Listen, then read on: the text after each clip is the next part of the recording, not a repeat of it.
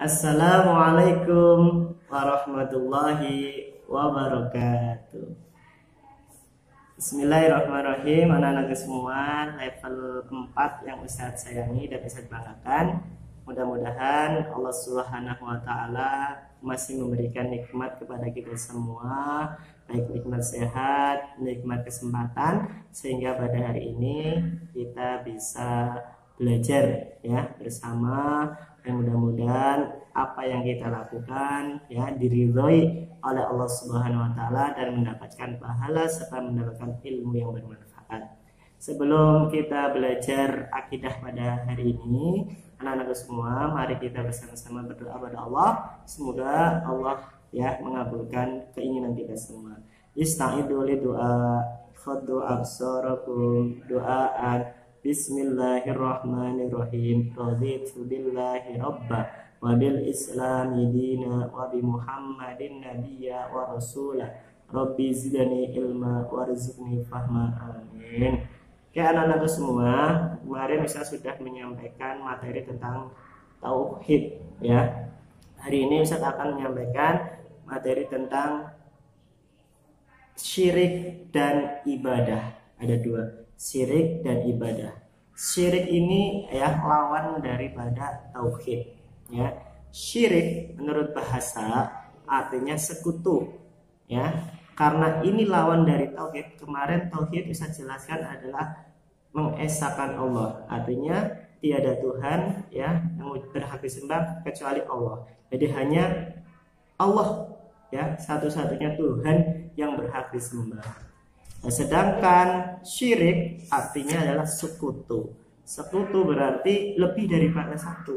Artinya meyakini ya yang berhak disembah tidak hanya Allah saja, berarti ada makhluk yang lainnya ya, seperti meyakini kepada berhala, kepada tongkat ajaib, kepada jimat dan lain sebagainya. Itu namanya syirik. Orang yang melakukan perbuatan syirik adalah musyrik. Orang yang melakukan perbuatan syirik adalah musyrik. Ya, musyrik ya berarti orang itu melakukan perbuatan syirik. Nah, sedangkan syirik itu adalah perbuatan yang sangat-sangat dilarang oleh Allah Subhanahu wa taala. Karena perbuatan syirik adalah perbuatan yang zalim, perbuatan dosa besar. Di dalam surat Luqman ya, inna syirka la zulmun adzim. Sesungguhnya syirik adalah kezaliman yang sangat besar ya. Nah, bentuk-bentuk syirik ya, contoh atau perbuatan syirik itu seperti apa? Pertama ya, percaya kepada berhala atau menyembah berhala, memberikan sesaji, memberikan kepercayaan kepada dukun dan kepercayaan kepada peramal, kita percaya sama mereka, itu perbuatan syirik. Percaya pada tongkat ajaib kayak di film Harry Potter, itu adalah perbuatan syirik. Jangan kalian lakukan ya, karena sangat-sangat berakibat fatal ya. Akibatnya apa kalau orang yang melakukan perbuatan syirik? Yang pertama, orang itu pahalanya tidak akan diterima, amalnya tidak akan diterima oleh Allah Subhanahu wa taala. Meskipun orang itu banyak sedekahnya, banyak sholatnya, banyak berbuat baiknya, tapi kalau di hatinya masih berbuat syirik, artinya masih meyakini makhluk lain yang bisa meramal ya, atau percaya kepada dukun ya, maka amalnya tidak akan diterima oleh Allah SWT. Kalau amalnya tidak diterima, dosanya juga tidak akan dihapus oleh Allah Subhanahu wa taala. Kemudian bisa menyebabkan orang tersebut keluar dari agama Islam. Sehingga yang keempat, akibatnya apa? Akan masuk neraka selama-lamanya. Oleh karena itu anak-anak semua ya, mari kita berdoa pada Allah, berlindung kepada Allah Subhanahu wa taala agar kita semua terhindar dari perbuatan syirik ya. Doanya seperti apa ya? Di halaman 9 itu aja ya. Kalian bisa dibaca, Allahumma inni a'udzubika an usyrika bika wa ana a'lamu wa astaghfiruka lima la a'lamu. Ya, saya berlindung pada Allah Subhanahu wa taala dari perbuatan syirik yang saya ketahui, dan saya minta ampun, minta maaf, mohon ampunan pada Allah Subhanahu wa taala ya dari apa-apa yang tidak saya ketahui. Itu adalah doa yang diajarkan Rasulullah Shallallahu alaihi wasallam agar kita terhindar dari perbuatan syirik. Gitu ya anak-anak. Terus Allah Subhanahu wa taala menciptakan manusia tiada lain adalah untuk beribadah, ya. Ibadah di dalam ya surat Az-Zariyat ayat 56 ya, ke halaman ya halaman 50 halaman 19 ya. Wa ma khalaqtul jinna wal insa illa liya'budun ya. Sesungguhnya ya dan tiada lain Allah menciptakan jin dan manusia ya kecuali ya adalah untuk beribadah kepada Allah Subhanahu wa taala ya. Kita diciptakan oleh Allah Subhanahu wa taala, bentuk syukur kita adalah beribadah ya, melaksanakan segala perintah Allah dan menjauhi segala ibadah. Artinya apa?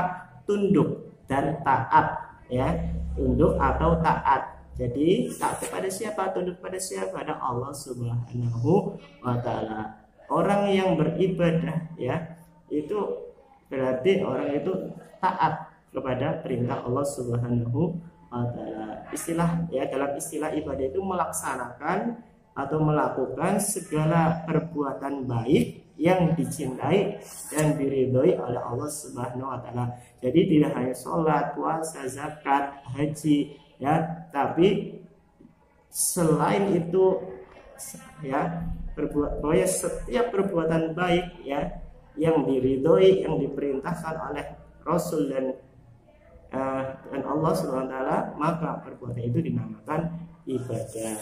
Contohnya membantu orang tua ya, mengambil paku di jalan, terus menolong menyeberangkan orang lansia, itu termasuk ibadah ya. Tersenyum ya, itu termasuk ibadah karena itu adalah perbuatan-perbuatan yang dicintai dan diridhai oleh Allah Subhanahu wa taala ya. Terus jenis ibadah itu ada 4. Jenis ibadah ada 4. Yang pertama ya, ibadah berupa anggota badan. Contoh ibadah anggota badan ya seperti kita melaksanakan sholat, kita puasa, kita haji, berarti ibadah kita dengan anggota badan kita, itu berarti ibadah ya jenis anggota badan. Terus yang kedua, ibadah yang jenis harta. Ibadah jenis harta contohnya apa? Kita bersedekah, kita berinfak, kita beramal jariah, itu adalah bentuk ibadah harta. Artinya kita mengeluarkan harta kita untuk jalan, untuk kebaikan, untuk mencari ridho Allah Subhanahu wa taala. Yang ketiga ya, jenis ibadah berupa lisan. Lisan kita digunakan untuk berkata sopan santun ya, lisan kita untuk membaca Al-Quran, lisan kita untuk menasehati orang lain, itu adalah bentuk ibadah yang berupa lisan. Terus yang terakhir, bentuk ibadah yang berupa hati kita, dengan cara bagaimana kita bersyukur pada Allah Subhanahu wa taala dengan mengucapkan dengan alhamdulillah, atau kita sabar ketika terkena musibah ya, kita semangat dalam beribadah, itu adalah bentuk ibadah hati kita. Terus kita apalagi ya, sungguh-sungguh ya dalam mengerjakan tugas ya, dan niat ya, niat dalam hati kita adalah niat untuk kebaikan, untuk mencari ridha Allah Subhanahu wa taala. Terus anak-anakku semua, agar ibadah kita diterima oleh Allah Subhanahu wa taala, kita harus melaksanakan 3 syaratnya. Yang pertama syaratnya kita harus iman ya, kita harus beriman, kita harus yakin segala sesuatu itu ya semuanya adalah dari Allah Subhanahu wa taala, yang menciptakan, yang memberikan rezeki, yang mengatur alam semesta, semua itu adalah dari Allah Subhanahu wa taala. Kita harus yakin, percaya. Kalau kita sudah yakin, ya, amal kita akan dicatat dan akan dibalas oleh Allah Subhanahu wa taala. Kemudian ketika kita melakukan yang kedua, syaratnya harus ikhlas, ya. Ya, ikhlas. Kita harus ikhlas, ya, tidak boleh mengharap kepada selain Allah, ya. Ketika kita berbuat, kita beribadah, kita sholat, kita zakat, kita puasa, kita ikhlaskan hanya mengharap ridho Allah Subhanahu wa taala, bukan ingin dipuji, bukan ingin mendapat imbalan dari orang lain, tapi ikhlas karena Allah Subhanahu wa taala. Itu syarat yang kedua. Syarat yang ketiga adalah harus mutabaah. Mutabaah artinya kita mengikuti ajaran-ajaran Rasulullah Sallallahu Alaihi Wasallam. Kita tidak boleh melakukan sesuatu yang tidak diajarkan oleh Rasulullah. Contoh, kita sholat subuh 3 rakaat, itu berarti tidak mutabaah, tidak mengikuti ajaran Rasulullah. Itu yang tidak diperbolehkan. Karena apa? Man amila amalan laisa alaihi amruna fahuwa raddun, ya. Barang siapa yang beramal, ya, tanpa tuntunan dari Rasulullah, maka amalan tersebut adalah tertolak. Hadis riwayat Muslim. Begitu anak-anak semua, ya. Sebelum Ustaz akhiri, mari kita bersama-sama berusaha supaya kita terhindar dari perbuatan syirik, ya, supaya kita tidak terjerumus, ya, di neraka jahanam nantinya. Mari kita benar-benar sungguh-sungguh beribadah karena Allah Subhanahu wa taala, mengikuti syarat-syaratnya. Terus apalagi kita harus meyakini bahwa Allah adalah zat Tuhan yang memberikan rezeki kepada kita semua. Oke, anak-anak semua, itu saja yang bisa Ustaz sampaikan.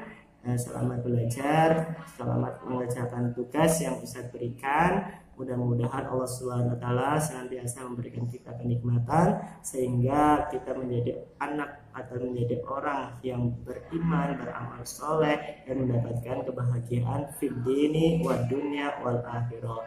Amin. Ya, sebelum saya akhiri, hayanah tatim liko ana bikira alhamdulillah. Alhamdulillahi rabbil alamin. Subhanakallahumma wa bihamdik asyhadu an la ilaha illa anta astaghfiruka wa atubu ilaik. Kurang lebihnya Ustaz mohon maaf. Wassalamualaikum warahmatullahi wabarakatuh.